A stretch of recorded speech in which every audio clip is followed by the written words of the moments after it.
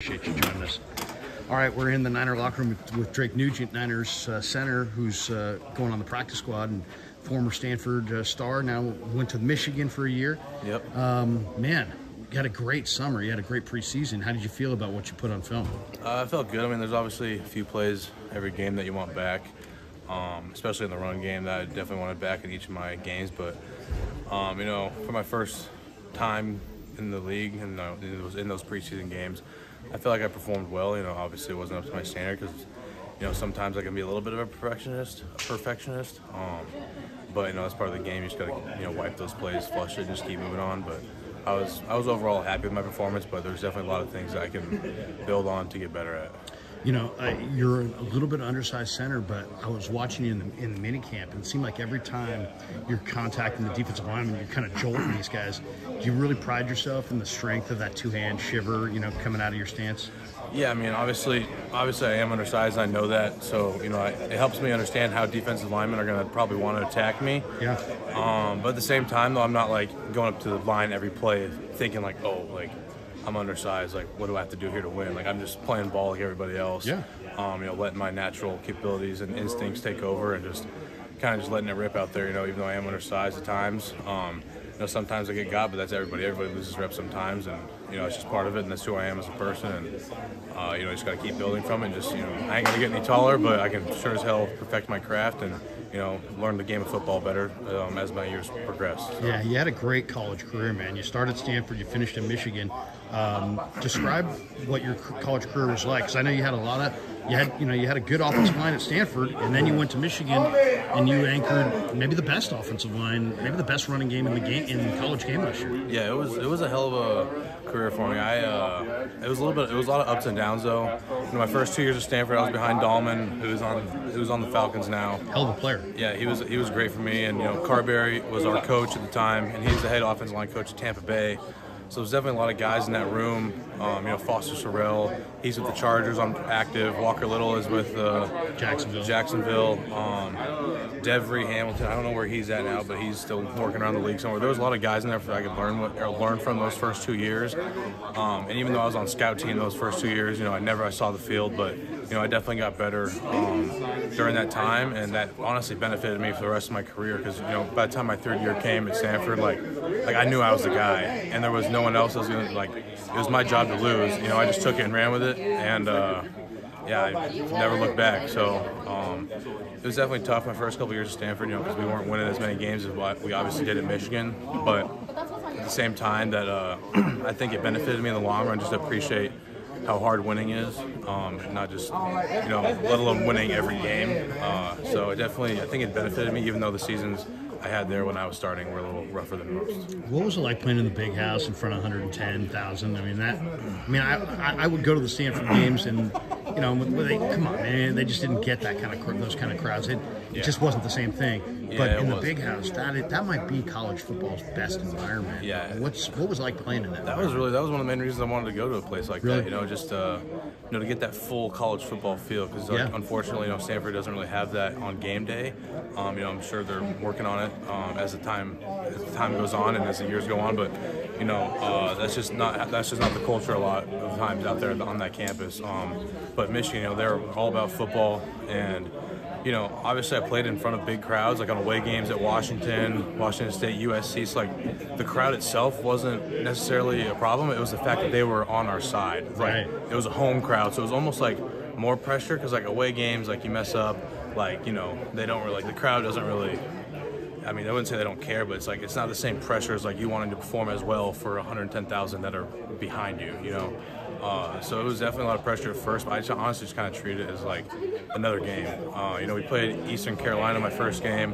I'd be lying to you if I wasn't nervous as hell, even though it was just Eastern Carolina. But because, you know, that was like my first impression. You know, I think a lot of first impressions are everything. And you know, I had a couple rough snaps that game, the foot traffic and things like that. But you know, we cleaned some things up as a group after that week, and just, you know, let it ride the rest of the year. Did Harbs call you and try to get you to come to Michigan himself, or is you knew him from Stanford, right? Yeah. So how did the transfer go? Well, I didn't know him from Stanford, but I guess did know he had left before. Yeah, he had left, and I obviously my first 2 years starting in Michigan was the 2 years that, you know, Michigan kind of put themselves back on the map, and I was like, shit, like, I'd be sick to be a part of. You know, they're running the hell out of the ball. Like, I love that. And I knew, like, and Stanford was kind of like more outside zone focus, and I felt like for me, I needed to go, you know, show NFL teams that I could play against, you know, with a bigger defensive fronts and a more downhill front and a downhill run game at Michigan, and that's what I did. But yeah, it was. Coach Moore actually called me, and I kind of reached out to them a little bit as well, because I had a couple guys I know from Colorado that were in the room already. Mm-hmm. So I kind of reached out to their parents and said, hey, like, can you give me the coach's number? Like, I want to, you know, because I knew Olu was going to be leaving. Like, he just went to Outland and Remington. So I was like, okay, they're definitely going to have a spot open. Why not let that be me? So I kind of reached out, and they looked at my tape, and the rest is history, man. You guys won the national championship. What an amazing year it was. What an incredible team that was. What do you got to do now because you were a great college player, and you showed a lot this summer, so you're right there, man. You don't have to do a ton to break through, but I'm sure there are things that you know that are on your list to improve on. What are you trying to improve on right now? I mean, honestly, in my mind, there is a lot that I need to break through. You know, obviously, I think I do some things well, and I think I do a lot of things I need to improve on, especially in this offense. You know, they definitely put a lot more on the center, and I need to learn a lot more. The mental part of it, the calls, the mental part. You know, I can get on the board, and I can, you know, draw up at just about any of our plays. But you know, when you're actually in it and the bullets are firing, that's when you really, like, you know, you got to lead the group. You got to test your knowledge, and I did that well in the preseason, I thought. But you know, just even just some looks in practice come up here and there that, you know, I like on the fly that the ones might get. I'm in the back taking mental reps. I'm like, I wouldn't know how to block this. So like, I think mental reps is going to be huge for me, and just continuing to learn the playbook, and with Forster and, you know, Brendel and all the other guys in the room, and continuing my knowledge of the playbook, and just really try to gain as much experience through the playbook that I can. Couple quick thoughts on some guys. I'll give you some names. You just give me your quick thought. Big Dom over here. You know, what do you think of the big kid from Kansas who's starting at right guard? Big Poon. I'm super proud of him, honestly. He Spencer went down. Feliciano had the knee thing going on, and he went in there, and you know, he just took it and ran with it. You know, obviously there was some growing pains, just like everybody would be in that position. But I mean, he picked it up super fast, in my opinion, and you know, he's been locking down, you know, some of our best D linemen, and you know, he plays with great balance, and he's strong as hell. I call him the Grizzly Bear. But yeah, I mean, I'm gonna room with him here soon, so I've been super proud of him, and it's great to watch him succeed. So. Very cool. How about Jake? Big Jake. Brendel? Smart? Yeah, Brendel. Yeah, he's been great. You know, he's super smart, obviously. He has all the experience with Coach Forster for a long time. You know, they have a great relationship.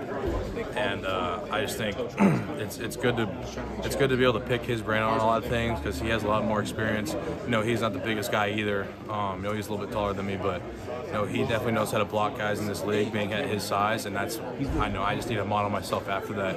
You know, kind of similar to what I did with Dahlman when I was at Stanford. Like, I just kind of attached myself to his hip, and just learned as much as I can from them, and you know, kind of emulate them, and hopefully, you know, further down the road end up surpassing them. You know, that's always the goal. So. Big Colton. How about Colton? Mr. Two steaks and a big plate of buttered noodles before every game. That's what he eats. Colton? Yeah. I didn't even know that. That's wow. That's a lot.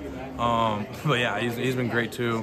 You know, I call him the warden of the O-line room, because he's kind of in charge of our fine board and things like that. So, nice. Have you been fined yet? Yeah, we all have. It's just for dumb things, but it's part of it's for good cause. You know, it goes towards dinners and things like that.